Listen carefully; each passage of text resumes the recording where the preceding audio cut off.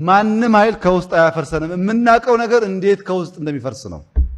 አይቻልም እሱ። ሁለተኛ መታመን አለበት። ለራስ ለሀገር ለእውነት የሚያዛባ መሆን የለበትም። ሶስት መጠበቅ አለበት።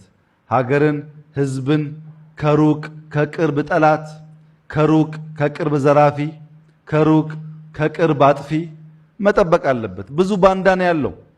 ለማይረቡ ትናንሽ ገንዘቦች የሚገዛ ባንዳ ብዙ ነው።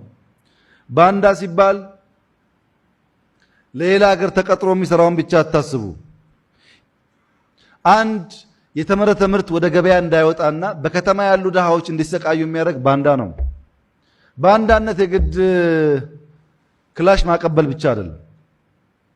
የሀገርን ጥቅም የሚጎዳ የሀገርን ኢንተረስት የሚጎዳ እዚህ ጠቀምኩ ብሎ እዚህ የሚያስለቅስ ከሆነ ባንዳ ነው። ቢኮዝ ያ ናሽናል ኢንተረስትን ሰርቭ አያደርግም። ሀገራዊ ቁመናችንን ሰርቭ አያደርግም። አብሮ መኖርን ሰርቭ አያደርግም። ከዛ የጸዳ መሆን ያስፈልጋል። ሁለተኛው ብርሃንና ጨለማ ጨዋ ናቸው። ጠዋት ጨለማ ያቃል፣ ይዘጋጃል፣ ስፍራ ለቆ ይሄዳል። አቴታይም ጨለማና ብርሃን አብረው በአንድ ስፍራ መገኘት አይችሉም። አቴታይም ሸኔና ብልጽግና መሆን በጣም ከባድ ነው ጓዶች። ይለያያል ሐሳቡ። አቴታይም እዚህና እዛ አትሁኑ። እዛ የሆናችሁ ሂዱ፣ ጊዜ አታባክኑ፣ ጊዜ ያልፍባችኋል። እዚህ የሆናችሁ ግን ታምናችሁ ቁሙ። ችግር ካለው አርሙት፣ ቤታችሁ ስለሆነ አስተካክሉት። እዚህና እዛ ከሆነ ኤግዛክትሊ ይሄ ነው የሚሆነው።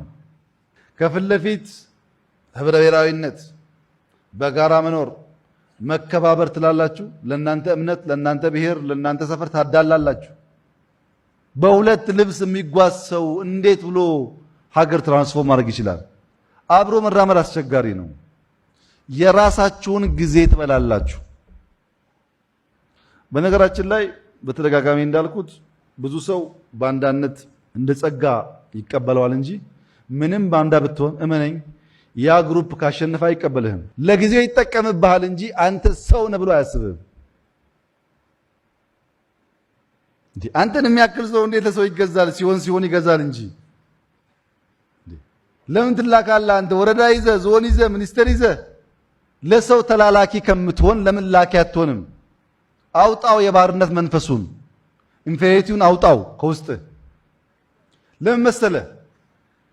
እኛ ኢህአደግ ውስጥ ገብተን አድገን ኢህአደግን ከውስጥ ስላፈረስን ማንም ኃይል ከውስጥ አያፈርሰንም። የምናውቀው ነገር እንዴት ከውስጥ እንደሚፈርስ ነው። አይቻልም እሱ። የትብብር አመራር ስሩ።